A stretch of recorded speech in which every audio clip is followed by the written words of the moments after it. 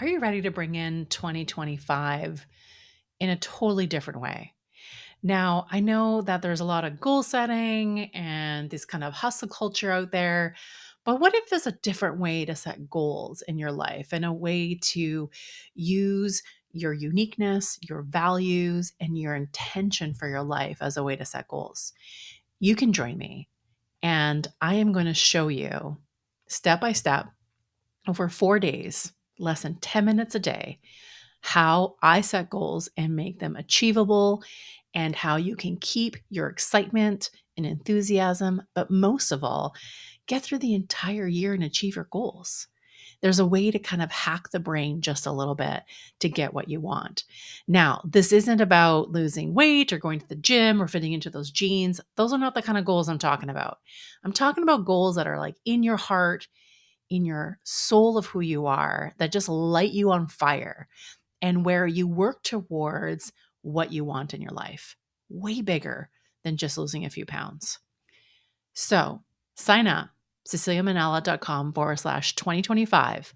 And this is a free workshop where I will give you instructions for 4 days. Starting January 1st, we'll go to January 4th, and I'm going to share with you my secrets around goal setting. Do not let 2025 be kind of like 2024, where less than 5% of people achieve their New Year's resolutions or their New Year's goals. You can be different. Again, that's ceciliamanella.com/2025. Join us and make 2025 very different. Welcome to Mental Makeover Radio, your go-to destination for meaningful conversations about mental health. I'm your host and your trusted therapist bestie, Cecilia Manella. Join us as we explore the complexities and messiness of human experience by addressing your questions and concerns. I'm here to provide a straightforward and practical therapy advice. So grab your favorite beverage, whether it's tea, coffee, or whatever tickles your taste buds, and get ready to embark on a mental makeover. Hi, and welcome to Mental Makeover Radio. I'm your host, Cecilia Manella, and I'm here with Chelsea Pagan. Super excited to have Chelsea here. Chelsea is a family law attorney and a premarital expert. We're going to dive in all things law and premarital planning and divorce and all the things today. I'm super excited. Thank you for being here, Chelsea. Thank you for having me. This is my favorite topic. So, you're going to have to cut me off at some point and say, okay, Chelsea, it's time to move on because I could talk about this stuff all day. So I'm so excited to be here. I'm super excited. How about we start with, give us a little bit of your history. Like, how'd you come to be where you are? What was like little Chelsea like? Yeah. What inspires you to get into family law and premarital stuff and divorce stuff, like all the things? How'd you get here?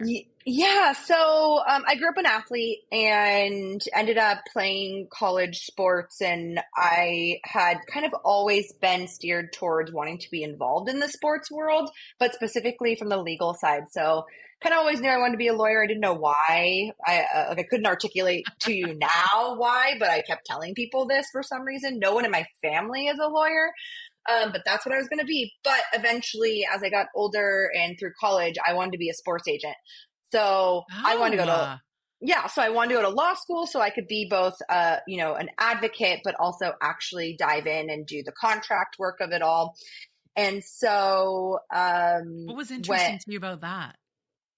I just liked the idea of representing an individual and being an advocate for an individual versus like a corporate lawyer where you're advocating for businesses and entities. I think selling somebody is just a very unique storytelling skill. Right. And I just loved the idea to be able to be that advocate for an individual person on top of the negotiation, the financial aspects. I just found it so interesting. And so that was my plan. I'm like, okay, I'm going to go to law school. I'm going to get involved in this world and we'll see how that goes. But I didn't really do a whole lot of prep work in the industry in undergrad because I was really just focused on kind of being a kid in my early 20s, going to school, working hard, being an athlete. And I was like, if I'm going to try to do 1,000 things, I'm going to miss out on this chapter of life that is really unique because I'm thinking 10 years into the future. So I was like, okay, once I get into the law school mode, I will, actually start, working towards the big picture career. Right. And so in between undergrad and law school, I took 2 years off. I kind of worked, a couple different marketing jobs. I bartended, kind of just settled in while I prepped and studied to go to law school.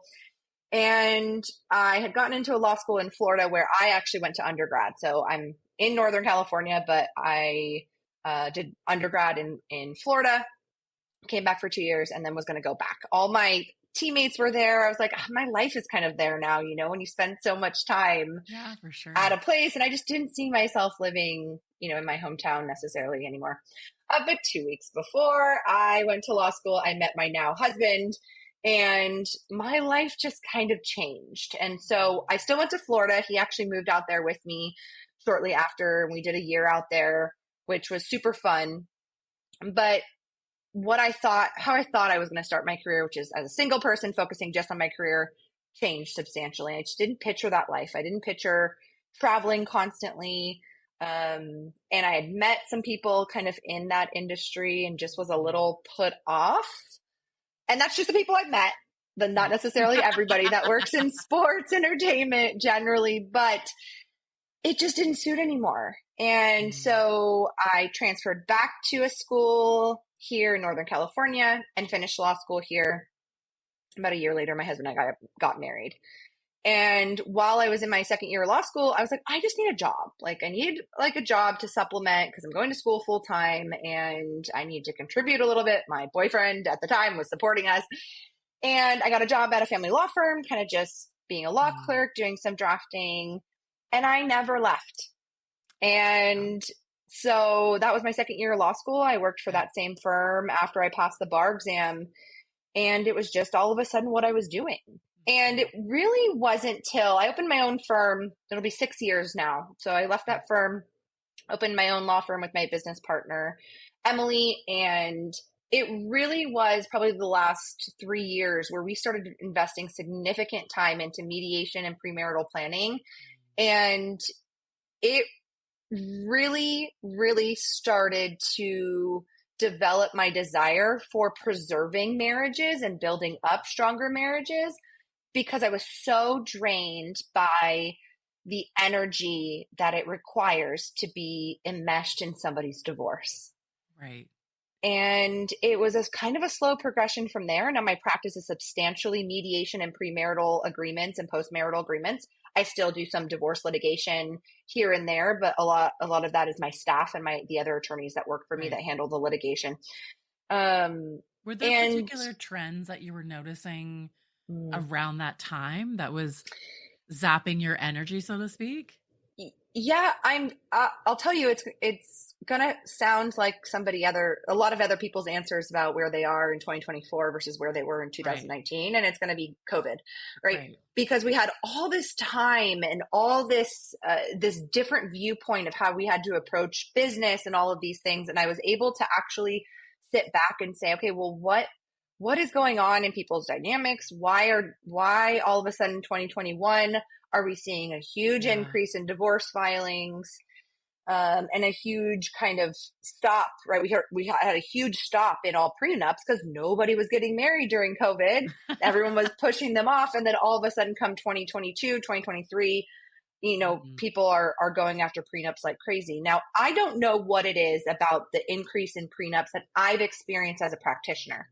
The data around prenups is a little hard to predict because there's not some master registry because they're private contracts. They don't get filed. They're not like divorce filings or anything like that. And so we don't really know the percentage. There's some estimates that, people have made, but it's I have experienced anecdotal, right? It's like exactly people commenting or people gathering data from divorces where they've mentioned a prenup and, taking surveys and things like that. But as a practitioner, if I've seen such a great uptick in prenups and the people that I work with in my community are seeing the same thing, then there's got to be a reason. And I'm not sure exactly what it is. I'm hopeful that a big portion of it, and from what I'm seeing from the increase in divorce around COVID time, is I think people are just getting more smart to using their lifetime more wisely than kind of the traditional get married, have kids, this is the life we have. People are getting married older, right? They're being more selective. So they have more assets that need to be considered. that is, data we can rely on Sure. based on like the age of people getting married. And so I just think that there is a smarter generation who's understanding the importance of financial independence Mhm. and the need to have predictability in their marriage so that they don't end up like their parents who are getting divorced, who spent a bunch of money to argue with each other and Right. ultimately, bled that conflict into their children. And so I just find that the people I'm doing prenups for now and the shift in people who have gotten divorced and the thoughtfulness behind the decisions they're making is in a positive trend, such that mediation is becoming more popular, prenups, litigation. People are no longer willing to spend tens of thousands of dollars on lawyers to watch their life kind of blow by. So Mhm. I'm whether the data supports what I'm seeing in my practice, at the end of the day, those are the people I'm serving. Right. Right. Yeah, and there's two things. There's this kind of like the divorce rate and then the increase of prenups or Hmm. I know you're in the States, I'm in Canada. We do a lot of cohabitation agreements, which is kind of very Hmm. sim like Yeah. very somewhat similarly in that sense because there's also an increase in those. Um when it comes to like I in the mental health world, I have friends who are family lawyers and they also said like we'd never seen any like the numbers of divorce and separation that happened in 2020 to like 2022. It's like we've Hmm. never seen anything like it. Yeah. Like it's unbelievable the rates of divorce and separations. Our business did not go without, right? Like a lot of Mhm. businesses, struggled during that time. People just weren't doing Mhm. anything. People are not going to not get divorced just because of COVID. Like Right. especially because luckily for us and a lot of our colleagues, I mean, we were pretty paperless and digital already. We were already Right. set up for Zoom. Right. We can file online, all these things. The courts had to Sure. get on board, but once the courts were going virtual, Mhm. then nothing was slowing it down, and people are like, Right. I can't stand it, I got to get out, right? When Right. you're forced to spend that much time with somebody and actually kind of your people were no longer able to avoid the spouse and the conflict that they were Mhm. having by going to work or the kids were at school. It was Right. all confronted at once Mhm. and they had to make some decisions. I believe most of the filings, I don't think COVID led to the breakdown of marriages. I think Mhm. it led to the push that a lot of the marriages who were already kind of in the place that they were needed to kind of Right. get them over the edge. I just, Right. based on, the experiences of my clients, nothing was like, oh, we were together for a year and during COVID and COVID broke us. I had that is definitely a possibility. That was not the most of what I was seeing. It was just like, hey, we were separated for a while, or, we hadn't Mhm. gotten along for a long time, but, COVID kind of made us take the decision. It's just the time. Mhm. So I didn't Yeah. see that that was really the reason as much as it was just having to confront, To confront it. actually Yeah. actually being in that space. I think what COVID did, and I know a lot of even the couples that I worked with who were separating and divorcing at the time, and they would kind of blame COVID, under that, Hmm. I think it was mostly or more so. Maybe those conversations are happening now. Is like when you're unhappy in your relationship. I Hmm. mean, there's a lot of extra stuff we do to maintain our happiness. It doesn't just come from our relationship. We have friends, we Yeah. have family, we have social outings, we have clubs, we have hobbies, we have you go to dance class, you go to yoga, you go to Pilates, you do all these things. You've got a Hmm. reading club, you've got work, you've got, drinks with people after work on a Friday and so when all the external supports disappear because you couldn't because you had to be within our little bubble, it's like the support of the marriage or the relationship is now completely disappeared. Yeah. And You have then no outlet. there's no outlet. So there's no balance. So it's like I'm looking to my spouse for everything, for my Hmm. entertainment, to be funny, to make me laugh, but also to take, the household chores and raise the kids and homeschool and, carry the worry. And then potentially parents who are in the hospital and people dying in our lives. Like it just became all these, just like these two people and there was no external supports. And then that just falls away because it's really, really difficult to have that much pressure on just like two individuals versus it being a little bit of a tribe, let's say, or a community that supports the family generally. Yeah, you hit on something that I talk to a lot of my premarital planning and my prenup clients with is is it realistic for your Mm-hmm. significant other to be your best friend, to Mm-hmm. be the perfect spouse, to be the perfect co-parent, to be your workout partner, to be just your kind of your every little thing that we need, Right. right? Meet All your these different, sexual needs, your intellectual needs, your I'm having fun sorry, needs. Like, there's not one person that's going to meet all of those. If no. you are telling yourself that, you are selling your needs short, right? We have friends that fill needs. We have family Mhm. that fill needs.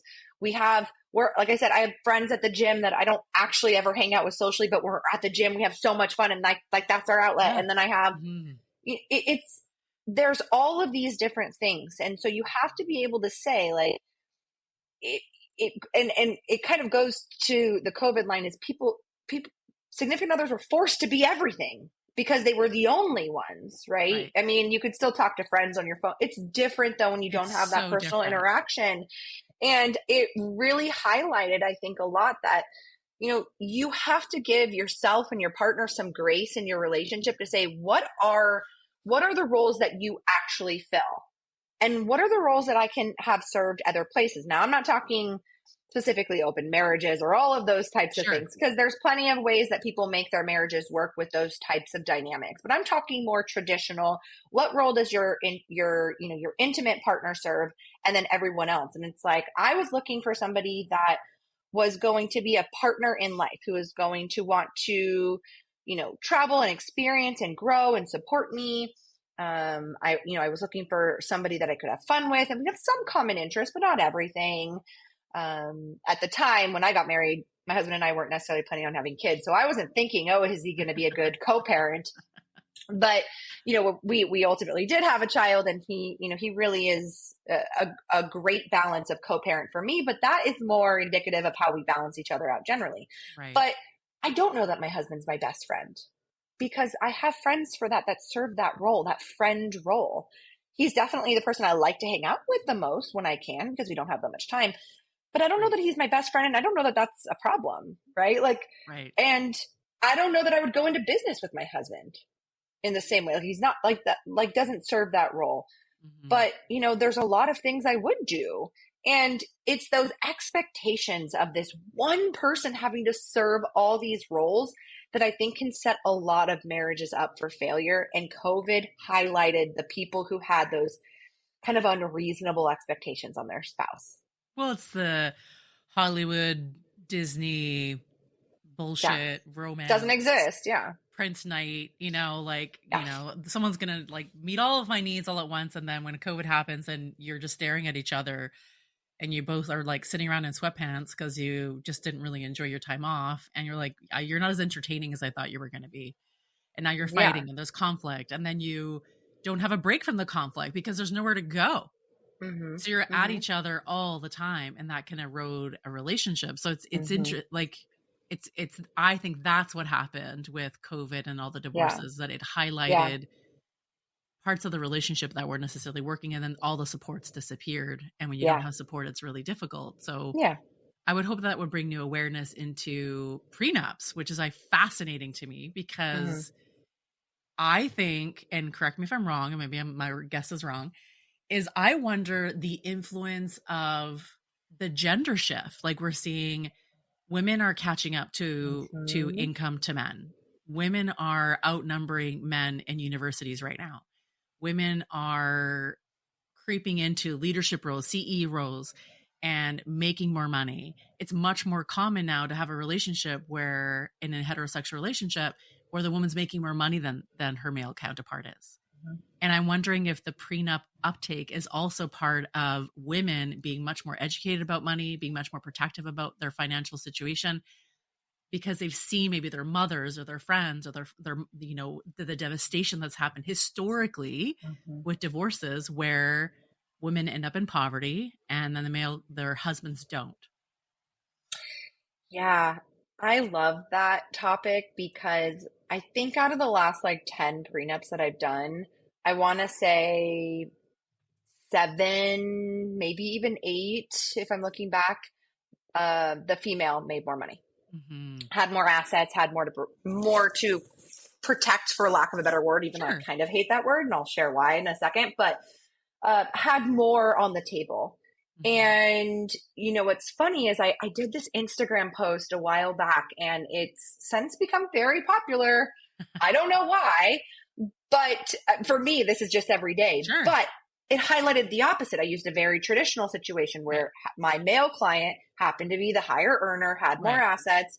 His significant other worked a lower paying job that she loved, and their plan was for her to take time off to raise the kids. That was their marriage dynamic. Sure. They agreed to. Still happens all the time, whether it's male, 100%. female, doesn't matter. Yes. But that was their commitment. And so for he was going to contribute to an IRA account on her behalf every year that they were married, because she was going to be the lower earner and was going to take significant time off from work to raise the kids.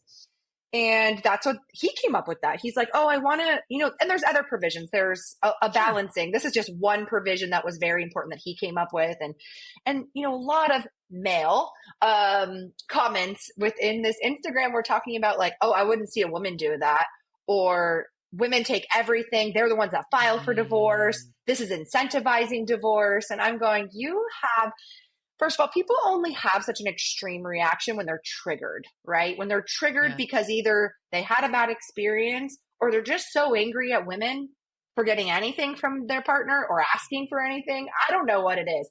And it was very, very telling of how so many people view the dynamics of marriage and divorce. And it's like, first of all, my client came up with this and wanted to offer that.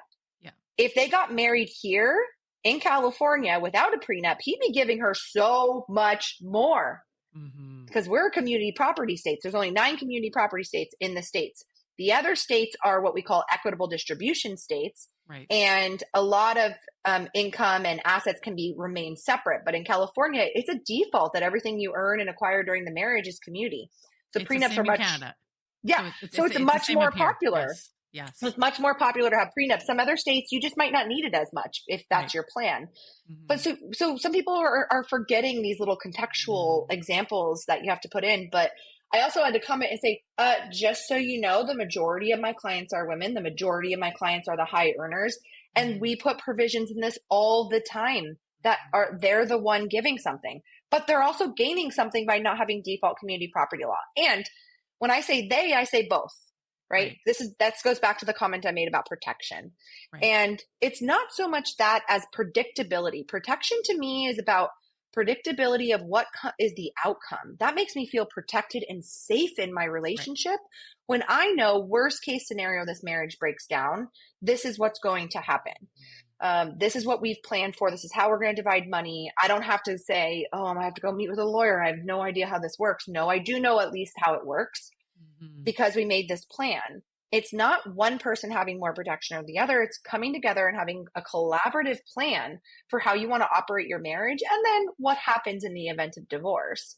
Right. And I just feel that when people are sitting down and being thoughtful about prenups and what that means to them, they're going through an exercise that so many couples don't, that the exercise of the conversation alone is strengthening your marriage.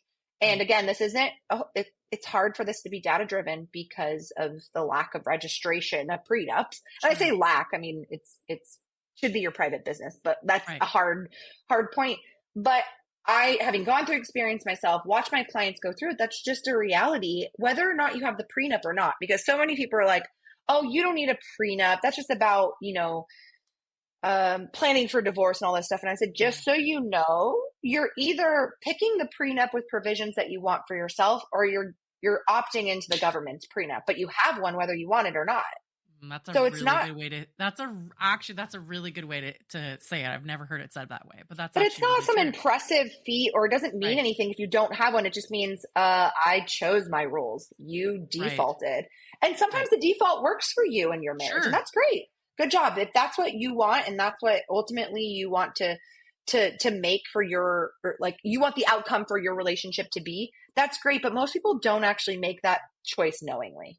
They just don't do the work to figure it out. And they say, well, I just accept the law for what it is. Right. I also think some people think that a prenup is for people who are really wealthy. No. Like it's only for the rich. Like I've heard this before. It's like, well, I don't have that much. They don't have that much. So what's the point? It's going to cost us money to get this done. It's a legal document. What's the point? I don't really have that much anyways. So what do you say to people who are have this idea that it's only for people who are, wealthy? But wealth is relative. Right. all of your assets are all of your assets. Mm-hmm. Just like the wealthy, it's all of theirs. But Mm-hmm. just because you might not have a lot of assets or have high income, it's all you have. Mm-hmm. And so I get that people take that approach so often, but I go, but your wealth is your wealth, and it's just as important to have a plan, because you can Mm-hmm. either spend and, depending on where you live, the region, and how you approach Mm-hmm. it, prenups can be about $1,000 up to $10,000 Right. depending on the complexity of it, right? So you're not talking about nothing. It's similar to like estate planning, where estate planning Sure. can be, a couple $1,000s up to 10,000 or more depending on the complexity to have an estate plan in place. And so you're either going to invest that percentage now, or you're going to spend it later, if not more. The average Mm-hmm. divorce in California, I think they estimate, is like $17,000 in attorney's fees per person. Mm-hmm. I mean, what's a couple thousand per person now? To prevent And that. the time, the conflict, the Mm-hmm. emotion, that stuff's non-monetary that you can't get back. Right. So, yeah, wealth is relative. It's So, so relative. and the reason why we hear about the wealthy or celebrities having so much is because we hear about it, right? No one's reporting on Janet's divorce down the street, right? Like, that's not in the news. We hear about celebrities and the wealthy because it's newsworthy. And these people tend to have a team of business professionals that are looking out for them and advising them. And that's always going to include an attorney that's going to tell them to get a prenup. But the Right. average person doesn't have that. So it's just what you're hearing about, right? Mm-hmm. Versus what's actually happening in the background. That's so good. So if someone was listening to this and they were in the process of getting married or thinking about getting Hmm. married or in a relationship, Hmm. what are some questions or things they need to consider? Yeah. So, and I'll make sure your listeners have this. I have a great I do prep checklist that has 10 items that I really Right. want everyone to consider. But here, I'll pull out a couple highlights, which is Right.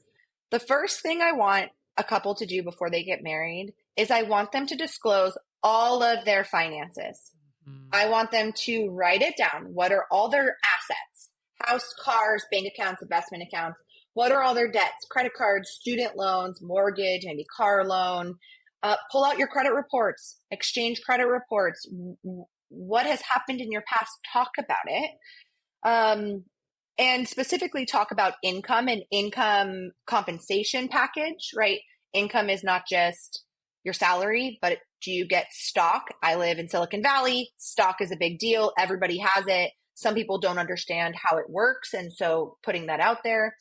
Do you have health insurance benefits? Do you have like other fringe benefits like a health savings account or Right. just other disability insurance, life insurance? What is the whole package?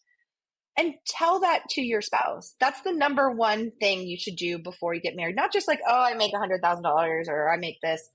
So many people walk into my office, whether that's them getting married or divorced, and I ask, how much does your partner make? And they go, I don't know. And I go, how don't you know? I mean, I literally know my husband's gross income and net pay on a weekly basis. I do our taxes.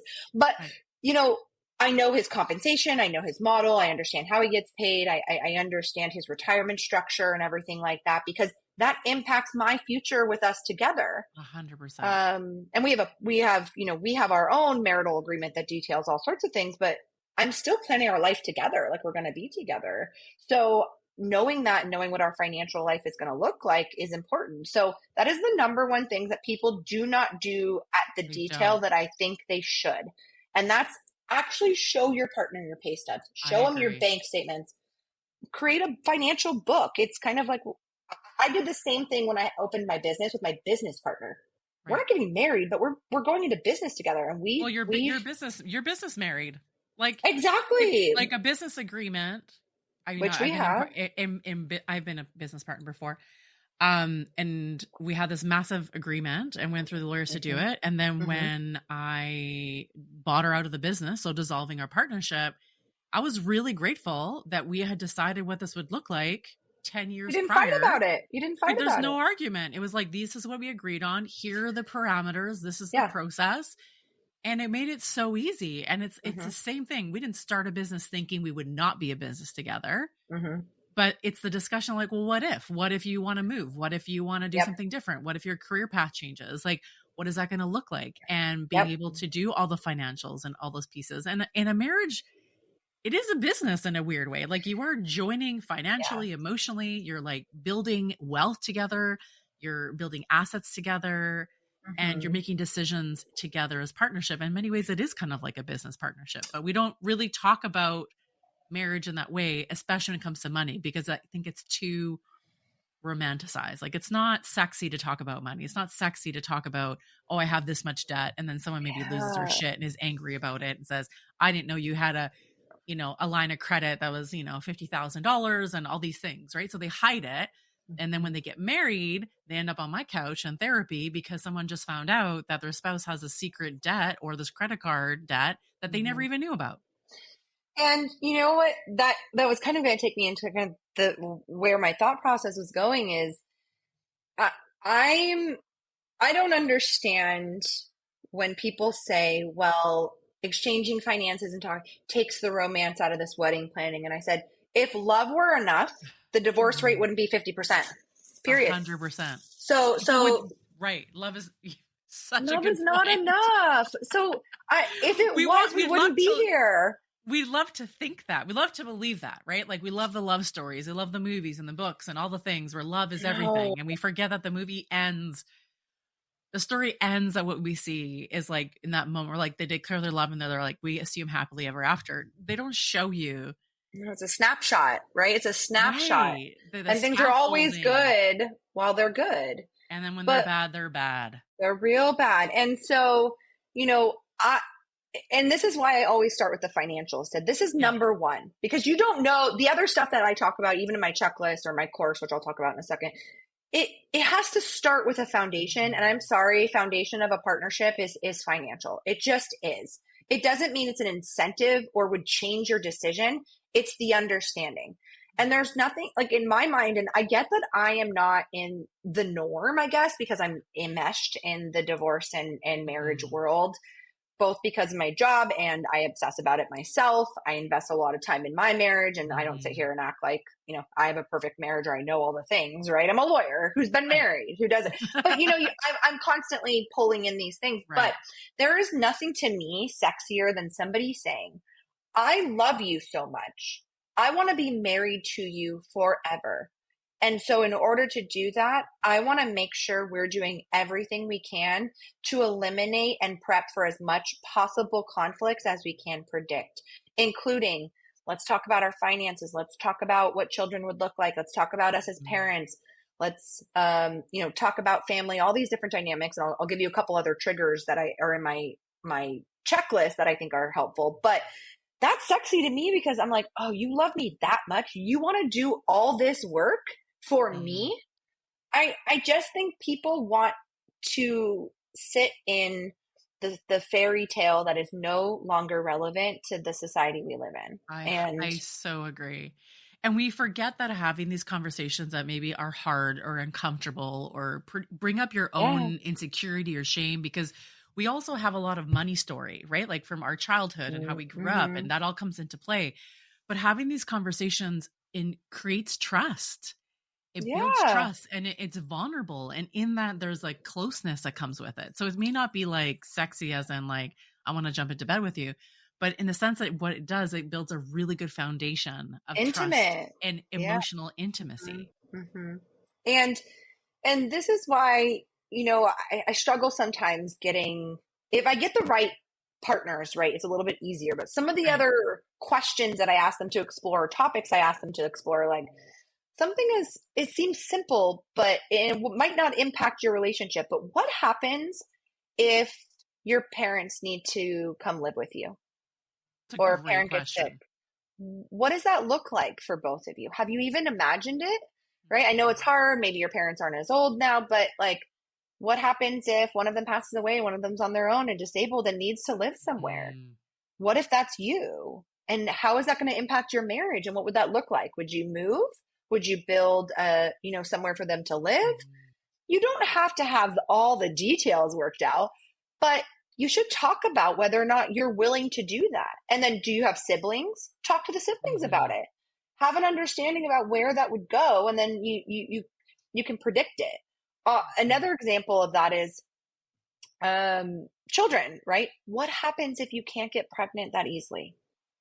That's a huge, huge stressor on a marriage. It And is. so while you may have no problem getting pregnant, which is great, and I'm not asking you to think of every worst case scenario, but just talk about like, are you open to IVF? Are you open to adoption or fostering, surrogacy? If are financially, are these things on the table for us? And what are Right. we willing to consider? Again, you don't have to have it all worked out, but talk about it so that when these topics come up, you're not caught off guard. I'll go back to the comment I made about when my husband and I met. We were not planning on having kids. I never wanted kids. He was indifferent. Once I was like, "Hey, I don't want kids," he was like, "That's fine with me." Um, but the relationship that we had built never made me concerned that if one of us changed our minds, it would be a deal breaker. We made Right. there that was made very clear. Turns out, after 10 years together, my mind had changed. Both, Right. I think, age as a factor. I'd lost my mother-in-law, who Mhm. was we were all very, very close with, and I just felt like something was pulling me. I'd changed, and I had to tell my had the really scary conversation of like, "Hey, I'm changing a really big rule. Here's what I'm thinking." We had to go through the premarital conversation about children 10 years into our relationship, Right. and go through that process again. And we made over many months. We said, okay, what do we think about private school, public school, daycare, or full time nanny? How much time would we take off? What does our finances look like? How would it impact us? Can we afford, full time daycare? We just went through all of this and kind of pictured ourselves as parents because we had never done it. And that's one of the exercises I ask, to do in premarital planning. You don't have to have the plan like laid out in detail, but you need to talk about it so that you can picture this person as your co-parent and as a parent and what that's going to look like so that the stress doesn't fall on one person and then you build resentment and anger. Mhm. Children will do that to you if it's not balanced. And Right. so you can see these couple little topics that I'm highlighting, from family support to children, Mm. getting pregnant. These are all things we know. This is what we know causes stresses on marriage and has led to the end of marriage. So if we know there's like this category of topics that are the most common reasons people cite for divorce, why can't we get ahead of that a little bit? I say Right. a little bit because, again, life happens and things change, and we can't predict how everyone's going to respond, but at least paint a picture so that you have an idea of what it's like to resolve conflict with your partner in the future. An idea. Well, and knowing what the points of conflict will be. Like Yeah. often people when like I work with a lot of couples and they're surprised by the topic that turns out to be the biggest conflict because they've never talked about it. Hmm. They're just surprised. They just assume. Like they just like, oh, I just Hmm. assumed you had the same idea as me. I just assumed that you also wanted this. I just assumed. It's like, well, why would you assume if you've never talked about it? And so Hmm. what it is it's a precursor. It's like, oh yeah, everything's good, good, good, and you can identify the areas that you're like, oh, we are not aligned on these couple of things, and we Hmm. need to figure those out before it turns out to be a really big issue. Because we're evolving. Like we talk about in your Yeah. relationship, you evolve over time, and if you don't have those conversations before getting into a relationship, then how are you supposed to evolve together versus evolving far apart from each other? It's those unspoken expectations. This I've heard Hmm. this said a lot sometimes, where people say, "Oh, I just thought when we got married he would Yes. change," or "I He thought when would we had change. He kids would he would grow stop up. drinking so much. He would grow up." Well, And I was like, "Why? why? What did he say that made you think that he committed to that?" If Hmm. you married somebody as they were, you have to expect that's exactly who they're going to be. Right. I'm not a believer that people really change substantially Hmm. ever. I'm very much who I was through my entire life. Maybe not so much as a teenager, but I would say from like Sure. 18 on, I've been pretty much the same. I've evolved. I have different interests. My life looks a little bit different. There's things I'm more interested in or I'm investing time in. I Hmm. don't drink as much as I get older because I don't care. But those are just naturally occurring things. But it's not like my husband had some expectation that when we got married, I was going to just hang out with him all the time and not hang out with my friends at all, Right. or, not drink at all. And no, there was no Hmm. discussion. And had there been an expectation that, say, when we get married, and I don't know why it would change when you get married. Like, your relationship really doesn't change when you get married as a dynamic. The Right. partnership becomes legal and significant, and I think that should be taken very seriously if you choose Hmm. to get legally married. But if the expectation isn't there from day one, why is it there when you get married or you have kids? It just seems bizarre. But if you have that expectation, and that's something that you want to set for your life. Hey, I don't want Yeah. to marry somebody who's still drinking and going out till 2 a.m. Right. And your partner says, "Oh, I'm over it. I can absolutely stop doing that." And they do because you've told them that's what you need and they want to be Right. with you. Great. But if you told them that and they didn't agree to that, then you have to expect they're going to keep doing it. Yeah. And if you didn't tell them, then you definitely can't expect them to make any changes. So unspoken expectations is huge. And one thing that I really try in my personal life, both with relationship, my friendships, my business partner, my husband, is to just be open and honest when something bothers me and not be scared. Like the people around me that are in my life, I am not scared that I can't say something to them that's going to make them walk away. Right. I trust the people I brought into my life to hear me out and work through it. It might be uncomfortable, but it shouldn't be a block.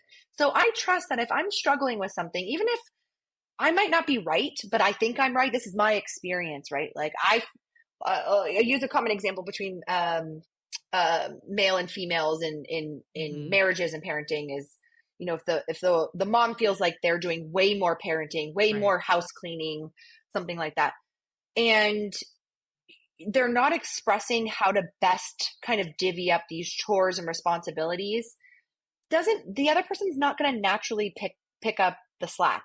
And that doesn't mean that they don't love you. They've just gotten in a routine. And somebody was like, "Oh, you should know I need help." You should know. And it doesn't mean you have to ask for help all the time, but you need to express, like, "Hey, this isn't working for me. How can we talk about rebalancing our responsibilities? How can we make this work? I need a little bit of help here." You should trust that your partner is open to hearing that. Your friends are open to hear that. Otherwise, they're probably not that right person if they 100. can't take it from you. So true. And going back to expectations, I think what people don't realize, and I ask this to people who are doing premarital counseling, Hmm. is what is your assumption of what it means to be a wife or a husband? Yeah, I love that. Because it's like when you're in the dating phase, it's like, oh, we're doing this. But then when you get married, like nothing, you're right, nothing really changes when you get married. The dynamics shouldn't change. But what changes is that we now have Excellent. a new role, we have a new Hmm. label. And Hmm. now that I'm a wife or I'm a husband or you're my husband or you're my wife, I have new expectations of you. And I Hmm. assume you understand that because we assume the other person has the same definition of that role, of that title. Yeah. And so we change. And so I do hear that from women. I hear that from men all the time. Well, I just thought that she would take care of everything. And it's like, why? Well, because she's now my wife. Okay, what does that mean? Well, that's what a wife Hmm. does. It's like, Yeah. wow, like you didn't discuss what that title actually means to you, and you didn't share that with your person. You just Yeah. assume that person has the same understanding as you.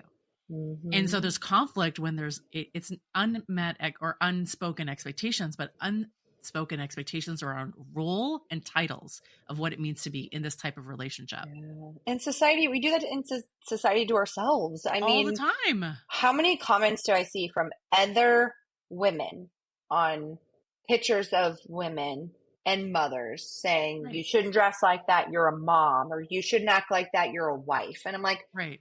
I don't understand how those two things Are correlate. related. But It's, we have this vision of like what it means to be a wife and what it means to be a husband. We have this picture of what that actually means. yeah. And I do think you're spot on in the sense of like Hmm. this new label. I really like that. Like Hmm. the new label and how that impacts those expectations. And, Hmm. um, but I just think that if you are concerned, uh, or not, if you're concerned how your partner is going to react so much that you're not willing to even say what it is that you need or feel, that whatever the underlining issue is doesn't matter. It's the fact that you don't feel confident enough to have that conversation, whatever the topic is. That is the red flag for me, because there is nothing, while it might take me a couple tries because of me or I want to say Sure. it right, there's nothing I feel like I couldn't say to my partner about my needs or the life that we're living together and be scared of a response. I might have some unknown, but we're going to work it out. Mm. Or not, right? Like, Mhm. like sometimes things Sure. don't work out, like if your needs change, but life is way too short. Life is way too short. And premarital planning is focused on utilizing the time the two of you have together as best as possible, whether that's Right. 2, 3, 4 years or it's 50. But Yeah. make the time you have together as best as possible, eliminate as much conflict as you possibly can, prep for a long marriage, but know that 50% of more marriages end, at least in the States, end Mhm. in divorce, and the average length of a marriage before divorce is only 8 years. So Mhm. that these are realities that we live within, and Mhm. if you're not willing to do anything extra, what makes your marriage different than Janet's down the street? Right. Right? Nothing. What Nothing. You have that 50% risk or Right. not. Some people are better suited, and it might not be you, it might not be your neighbor, it might not be your friends, it might not be your parents.